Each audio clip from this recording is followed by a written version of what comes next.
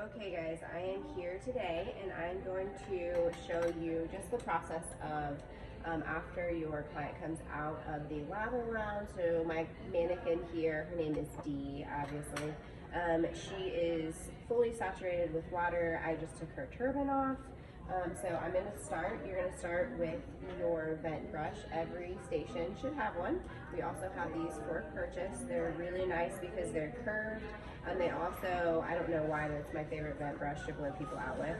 So we're just gonna start with detangling down at the bottom and working our way up. I did spray in a leave-in conditioner, so I'm using the Basu Moisture Mist. There's different ones that you could choose. There's one from the Awaken line as well. I don't know if you can see that as well. We've also got Mizani Milk currently, but any leave-in conditioner, if you're in the curls line, there's the foam leave-in. I forget the first name of it. Sorry, we just took our curls class, so. But starting at the ends, working your way up, and you want to always remember to educate your clients as you're doing this as well. Every time that you're really talking to them, you want to leave them with some nuggets that they can take and try at home. So we're going to start out with the vent brush. And just combing, so she's pretty well combed out. Something else that I would ask the client during this time is, where do you normally part your hair? I'm going to ask this question because I want to make sure that I am blowing it dry to give them the most volume, and I need to know where that part line lives in their head.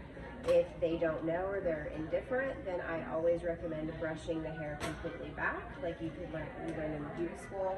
So brush it back, and then if you push your palm right at the bridal ridge and push it forward, the hair will automatically usually kind of part in wherever the natural part is. So for here, it's pretty much dead center, which is super trendy. So D is on trend right now. So I'm just gonna brush that down and around, getting any tangles out, being very gentle because the hair is its most fragile at this stage when it is wet. So, okay, she's fully brushed. I wanna make sure some tools that I have beside me are always the vent brush, and then also a nice round brush. It depends on how much volume they're wanting.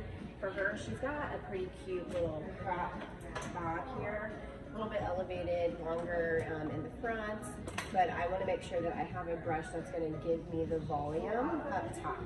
Another important factor to remember if you're trying to create base, if you go back to beauty school and you think about the off base, on base, I'm just put my glasses up here so they don't reflect off for you guys. The on base, off base, half base. So if her part is here and we're wanting to create lots of volume up here, I want to make sure that I'm blow drying this area on the part the opposite way so that when it comes back, it has all that volume right there on top. Okay, so what we're going to do first is we're going to go in and do little C scoops. You're going to dry the root of the hair 100% of the way. You want all the roots to be dried 100% of the way. You want the ends to be dried about 75 to 80%, and then we're going to go in with the round brush. So we never touch this head with the round brush until we're about 75 to 80% dry. I encourage your clients to do that. The same, all these new blow dry brushes are super trendy right now, but if they're literally going in at this state, they're going to be so tired, they're going to hate the tool because their hair is not ready to accept the shape. And that specific tool, those blow dry brushes are designed to come in once the hair is already 100% dry at the scalp, about 75 to 80% at the ends. Okay, so we're just gonna go in and do some scooping right at the scalp so I can show you how you guys wanna make sure that you're really focusing on that scalp. So our part is here. I'm gonna start moving everything the opposite way of the front. So for D, you're gonna hold her hair. I always start in the front. Actually, one other thing really quick before I forget. I want to prep my hair, so I prepped it already with the leave-in conditioner, but I'm going to go in with the Basu oil. It is one of my favorites just because it helps. It's kind of like a color locking if you've done color.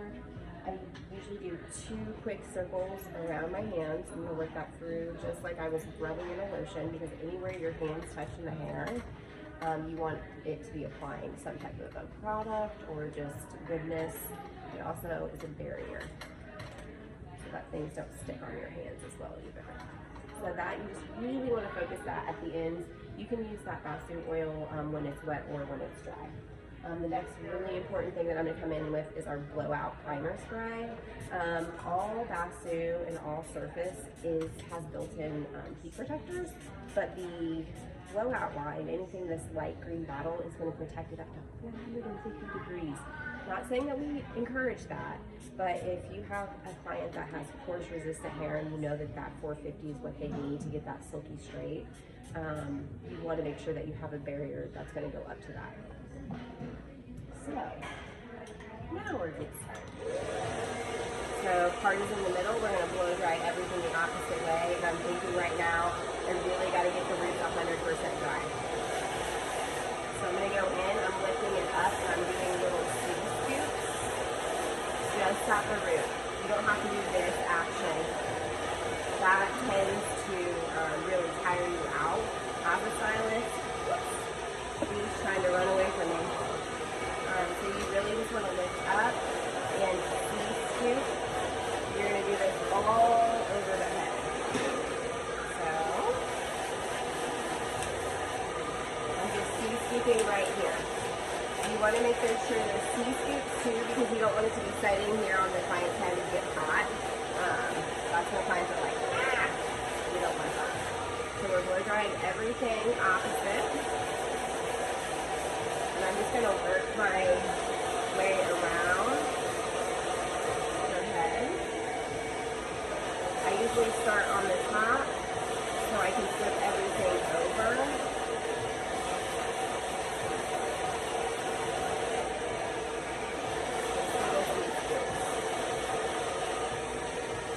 Motioning everything away from her face, even down here. Anything from the parietal ridge and up, I want to blow the opposite way if they're wanting a lot of volume. If they don't want a lot of volume, I'm going to blow dry that straight down. But I'm not going through, and I'm not moving my brush a lot. I'm just mainly moving the blow dryer in those C motions until this is 100% blow dry.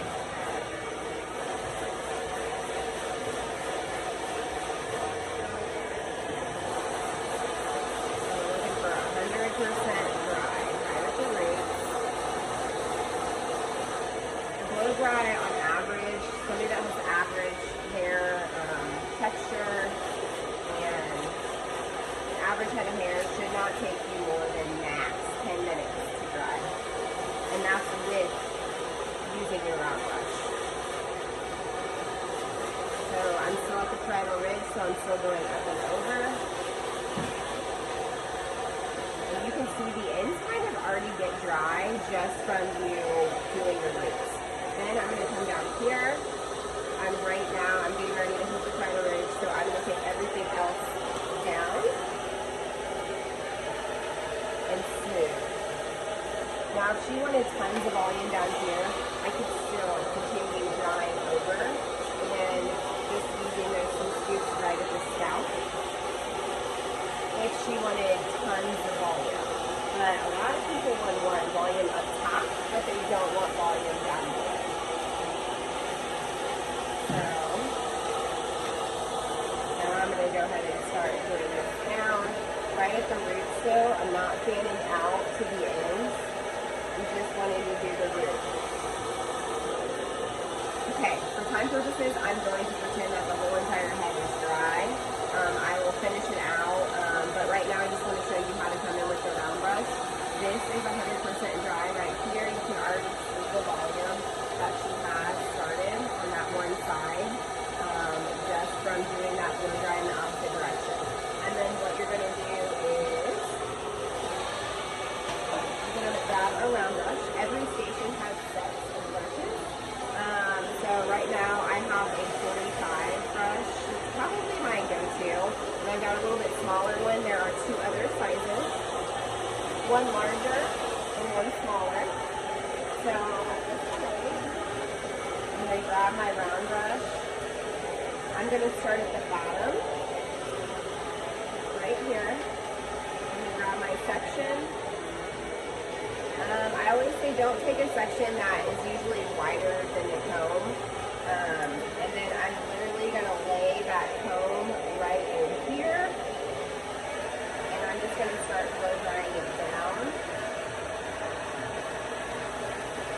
to feel like it's kind of like hot up in the ends.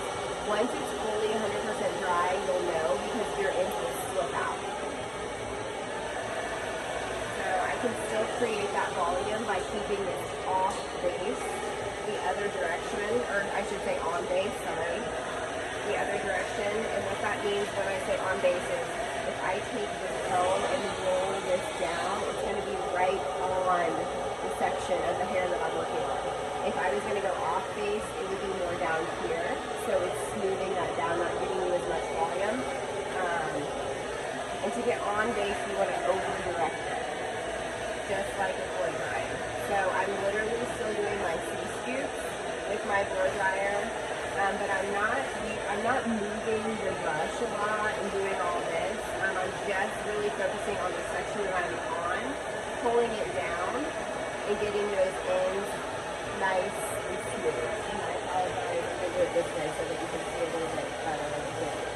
So, really focusing, I'm making sure that my blow dryer is blowing in the direction of the way that the hair is wanting to go. So now I can already tell it's not 100% dry, just look how easily that is here. So that is what we're looking for on our blowouts. If you get it where it's that silky and that smooth, you'll notice that your styling time, if you have to go in with a hot tool, is way, way less. And you get really, really good results. So I'm gonna go ahead and finish the head and then I'll come back.